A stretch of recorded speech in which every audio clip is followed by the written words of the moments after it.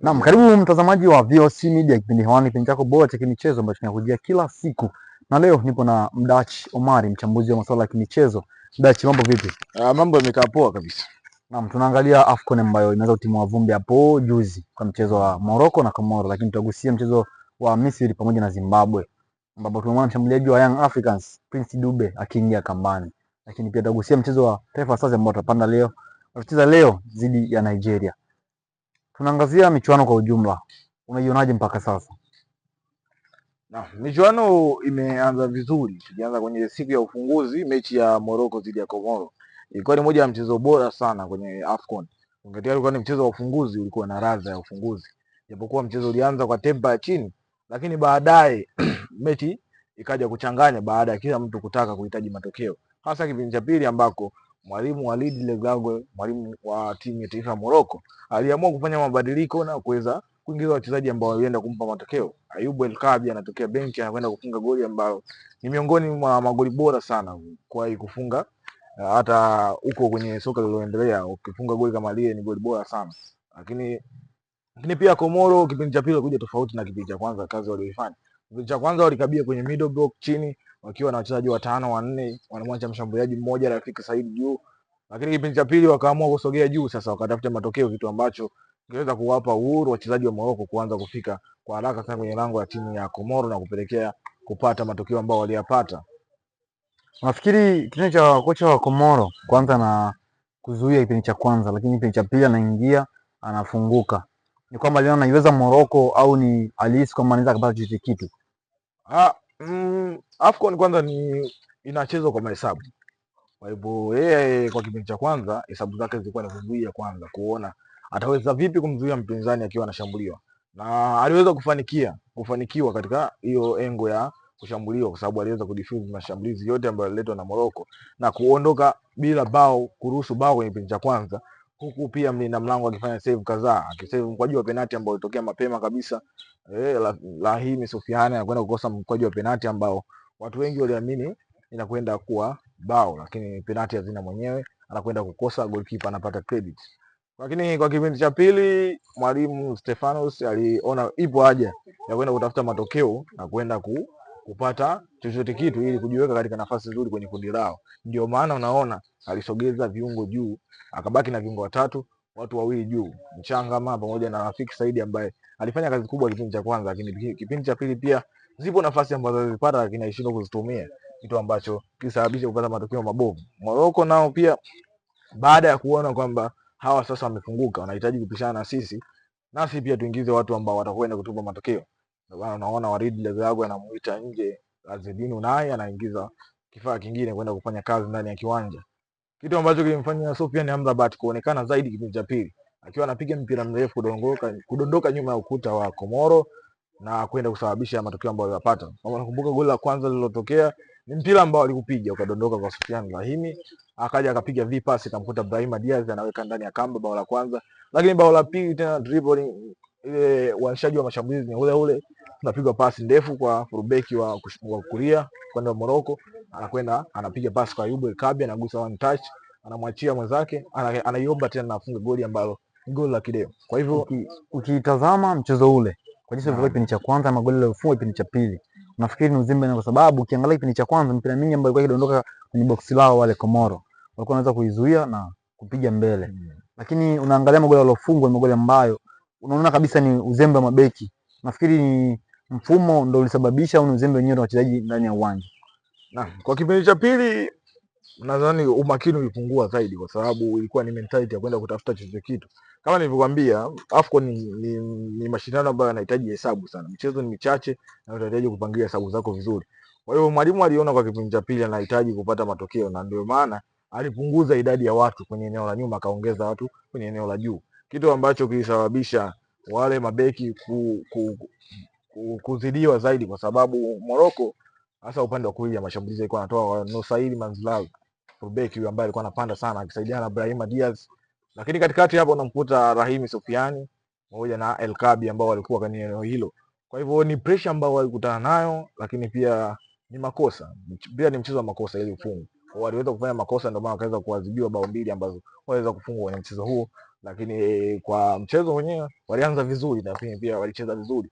Unaona, baada ya kufungwa goli mbili zile wakaacha kukaa nyuma na mwalimu akaamua kujilipua, akaingiza kiungo, akaingiza na mshambuliaji mwingine kwenda kupata mabao, na uliona ilikuwa dakika 68 hivi walikuwa hawajapiga cross hata moja. Ilikuwa cross 19 za Morocco hawajapiga. Lakini baada ya kufungwa goli mbili walianza kupandisha mashambulizi, nao pia wakaanza kupiga mipira mirefu na cross kwa ajili ya kutafuta mabao, kitu ambacho hawakufanikiwa. Lakini mchezo ulikuwa mzuri na mchezo wa kuvutia, ukizingatia ulikuwa ni mchezo wa ufunguzi. Kwa hivyo ladha halisi ya mpira wa Afrika tuliipata pale. Tunamzungumzia goalkeeper ambaye ametoa karibuni save 7 kwenye mchezo ule. Unamwona wapi goalkeeper wa Komoro? Ameiokoa wapi Komoro? Goalkeeper binafsi yeye alikuwa na kiwango kizuri.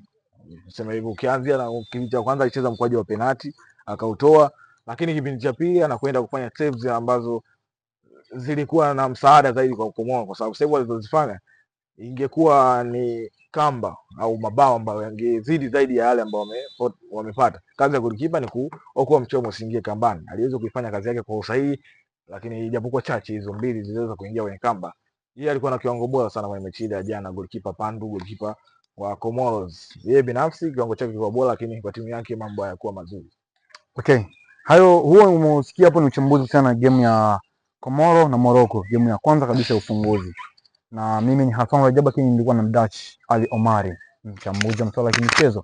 Lakini tunahama katika mchezo ambao ulipigwa hapo jana, Misri dhidi ya Zimbabwe. Mshambuliaji Prince Dube wa Young Africans anaweka kamba. Mshambuliaji ambaye akiwa katika ligi ya NBC kasemwa sana kutokana na kiwango chake. Dutch, game ya Misri na Komoro na game ya Misri na Zimbabwe, uchambuzi wako? Game ya Misri na Zimbabwe nilipata kuitazama. Ni game ambayo ilianza kwa Zimbabwe kwa mashambulizi mengi sana, sababu Zimbabwe hakuamua kukaa nyuma. Walikuwa na mawingi ambao wanaambia, unamzungumzia mtu kama Daniel Msendame. Juu anasimama Prince Dube ambaye alikuwa anapata mipira chini, anagusa kwa Daniel Msendame ambaye alikuwa ni winga msumbufu sana. Alikuwa anakimbiza mabeki wa Misri, kitu ambacho kilipelekea wao kupata bao dakika za mapema sana. Kwa hiyo wanapoka mpira kutoka kwa Misri, mpira ambao ulipigwa juu katikati ya dimba pale, anagonga kichwa, inatulizwa kwa kiungo wa kati wa Zimbabwe, anagusa pasi moja kumtafuta Daniel Msendame winga pembeni. Prince Dube kwenye mkimbio bora sana siku ya jana ndio ilisababisha kupata bao. Lakini pia ipo nafasi ambayo alilazimisha Daniel Msendame akapiga, golikipa akatema, nayo pia ile ilikuwa inakaribia kuzaa bao. Hiyo ilikuwa ni moja performance bora sana kwa Prince Dube katika siku ya jana, japokuwa timu yake ikipata matokeo mazuri. Zimbabwe wameendelea kuonyesha kwamba AFCON haitaki unyonge. Kila mtu anaingia kuja kutafuta matokeo, kwa sababu mzania wa Misri na Zimbabwe ni mbali sana, lakini waliweza kuonyesha kitu ambacho walichonacho msimu jana, walichonacho kwenye msimu huu ni kipi ambacho wamekuja kukionyesha kwa kuweza kulinda. Kipindi cha kwanza wametoka na bao lao moja, wakajitahidi kulinda, japo kwa walikaa nyuma sana na mashambulizi yalikuwa yanawafikia kosa za hapa na pale. Omar Malmush, Salman Mahmoud Trezeguet naye pia alikuwepo akifanya mashambulizi ya hatari. Kipindi cha pili kwanza, kwenye kipindi cha kwanza kile mwalimu aliweza kufanya mabadiliko. Imam Ashur mechi inampalia mapema sana na kwenda nje, anaingia mshambuliaji Mustafa Mohamed, huyo anaongeza nguvu kwenye eneo la shambuliaji. Trezeguet ana switch kwenda pembeni, Mohamed Mustafa anakaa namba 9 pale pembeni. Mohamed Salah na Omar Marmush, watu wanne hao ambao wana kasi, uwezo wa kudribble mpira vizuri. Kwa hivyo ilikuwa ni kazi ngumu sana kwa timu ya Zimbabwe kuweza kuwazuia watu kama hao, na ndio bana kipindi cha pili walichagua kukaa nyuma, kitu ambacho kinakusababisha wewe unayekaa nyuma kupokea mashambulizi zaidi.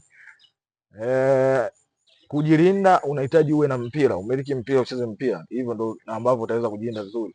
Vinginevyo unapokaa nyuma na kumruhusu mpinzani aje, yeye ndo anaona kipi anaweza kufanya.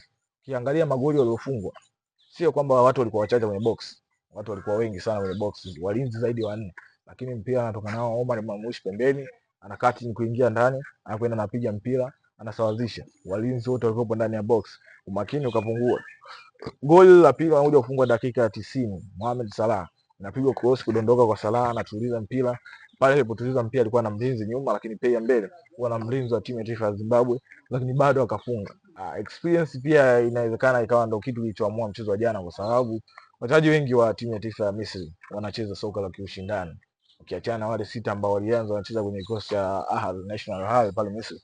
Namzungumza Omar Moushi anatoka EPL, namzungumza Mohamed Salah anacheza Liverpool EPL hii, namzungumza Trezeguet ambaye yeye amerejea nyumbani anacheza National Al. Wachezaji ambao wana uwezo mkubwa sana kama tulivyozungumza, dribbling wapo vizuri, mchezaji ambaye anaweza kulazimisha popote pale wakaingia, na ndio maana ilitokea ambayo ilitokea dakika za jioni wanaenda kupata bao la pili na kwenda kushangilia pembeni, kitu ambacho kienda kuwatoa mchezoni kabisa vijana wa Zimbabwe. Ni mechi ambayo ilikuwa na ladha sana kwa mtu mpenda soka kutazama game kama ile, game ambayo inatoa ushindani na kutoa tafsiri halisi ya michuano ya msimu huu. Msimu jana pia kulikuwa na masuala kama haya. Misri alikwenda kutoka sare na Msumbiji, kitu ambacho hamna ambaye alitarajia. Kwa hivyo bado hapo inaendelea kutupa majibu kwamba haitaki mazoea, kila mtu amekuja anajipanga. Okay, tuzungumzie mshambuliaji Prince Dube ambaye kwenye klabu yake ameonekana kutokuwa na kiwango bora zaidi. Jana ameonekana kuwa bora katika kikosi cha timu ya taifa ya Zimbabwe. Nini sio mafanikio kwa Prince Dube? Prince Dube ni kweli jana alikuwa kwenye kiwango bora sana. Mikimbio ambayo alikuwa anaifanya Prince Dube inaonyesha yeye ni mshambuliaji wa aina gani, mshambuliaji mzuri.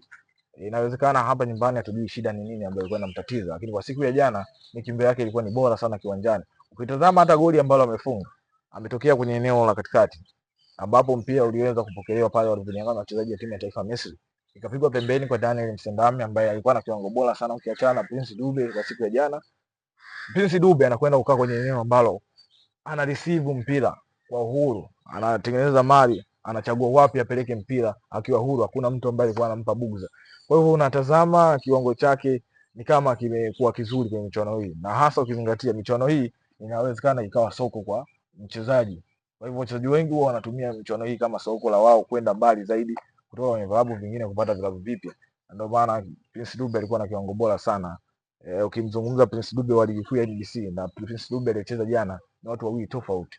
Alikuwa sahihi sana kwenye maeneo mengi, mikimbio, pasi anagusa mara moja, anaachia mpira, anafuata chini, anaondoka na atafuta wenzake wako wapi, anakwenda kukaa kwenye maeneo sahihi ili kuweza kuisaidia timu yake. Kwa hivyo ni pongezi kwake Dube, na amekuwa mchezaji wa kwanza kutoka ligi kuu ya NBC kufunga bao kwenye michuano mikubwa kama ya AFCON, sio michuano midogo. Pongezi kwake. Okay. Huo ni uchambuzi kuhusiana na game ya Misri dhidi ya Zimbabwe. Tuhamie katika game ya Taifa Stars leo ambayo itapiga dhidi ya Nigeria. Kama tulivyo kama kawaida ni mimi Halfan Rajabu, lakini nipo na Mdach Omari. Dach.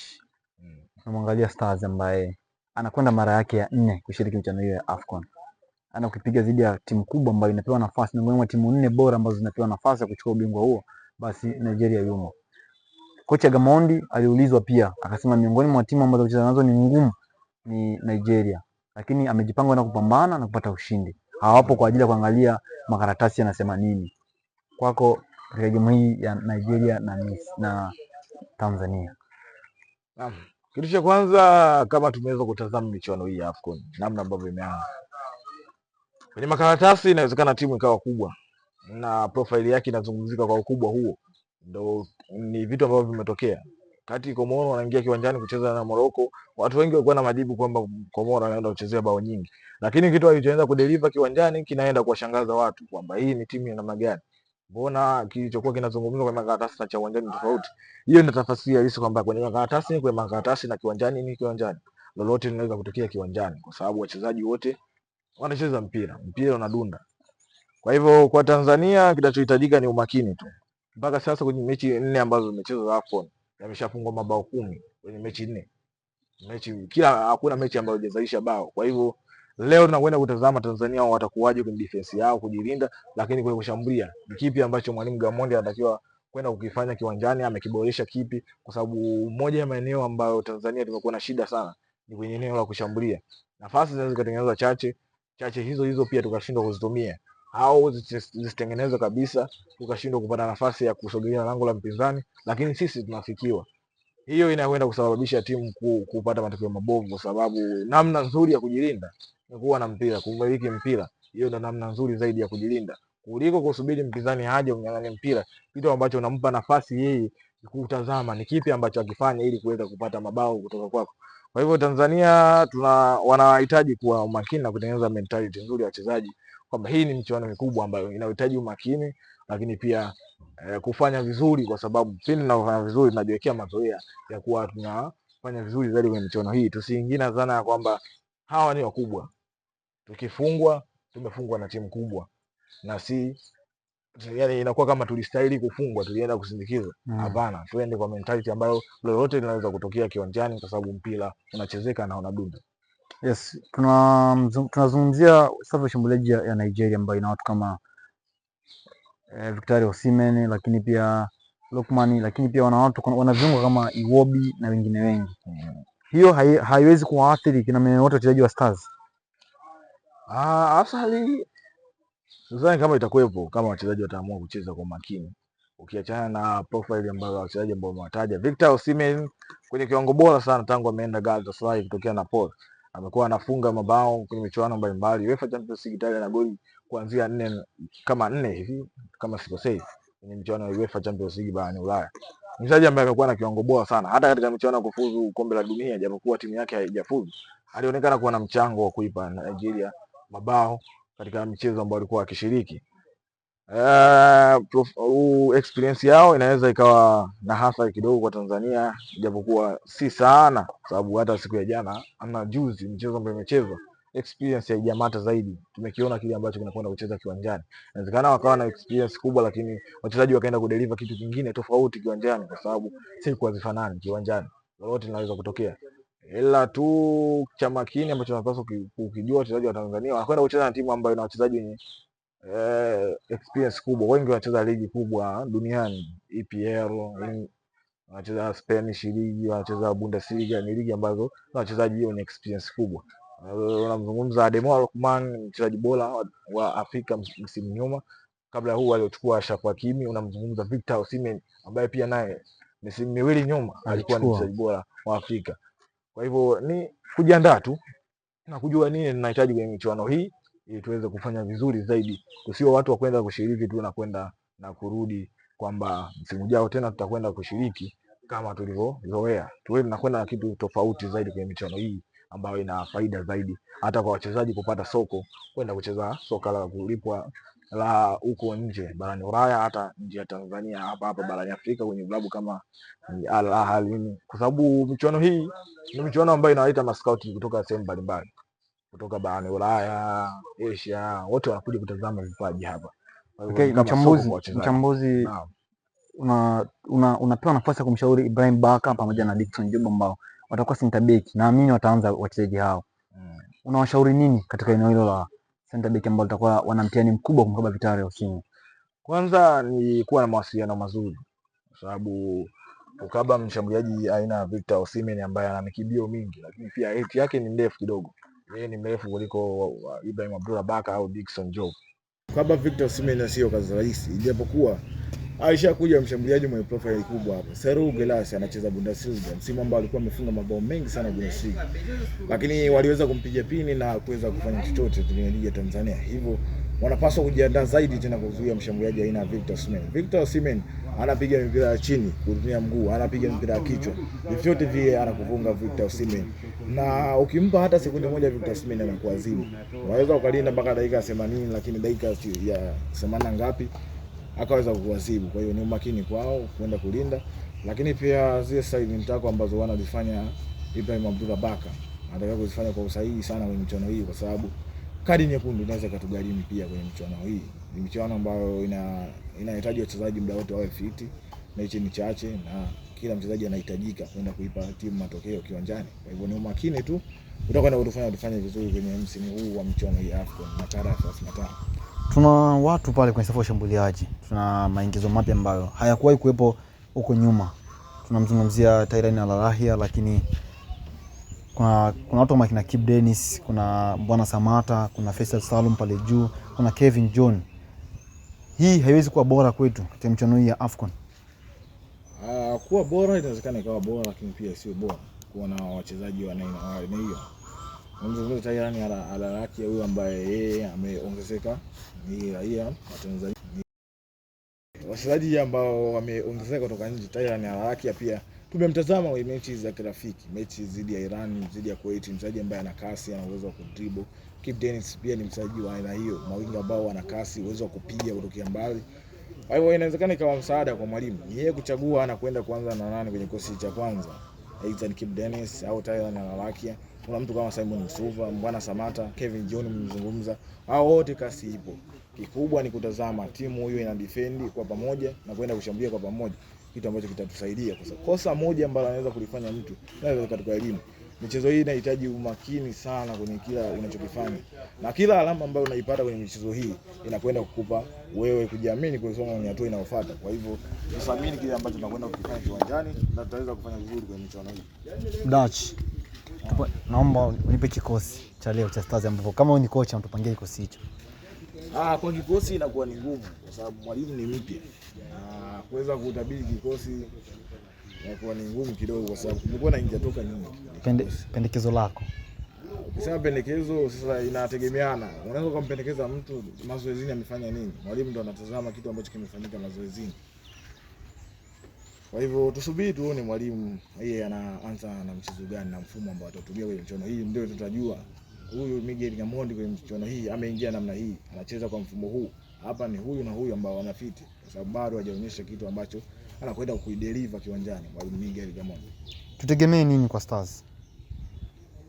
Kama watakwenda kucheza vizuri tutegemee mazuri, lakini kama tutakwenda kuanzana kwamba tunakwenda kujifunza tena, mambo yatakuwa ni yale yale kila siku. Tutarudi nyumbani kwamba msimu huu tumejitahidi, tumefanya hivi na hivi, kwa hivyo tutajipanga msimu ujao.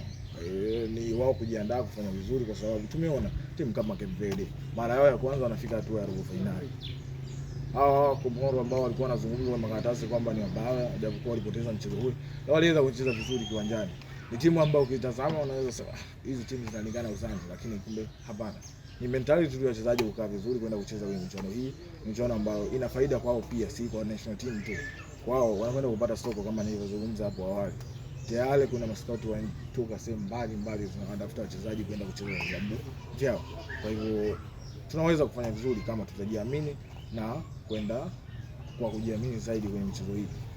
Naam, huo ni uchambuzi kutoka kwa Mdachi Omale, kimekuwa na mimi Halfan Rajabu. Hii ni VOC Media. Usisahau kusubscribe, kucomment pamoja na kulike ili uanze kupata taarifa zetu. Asante na kwaheri, tutane kipindi kijacho.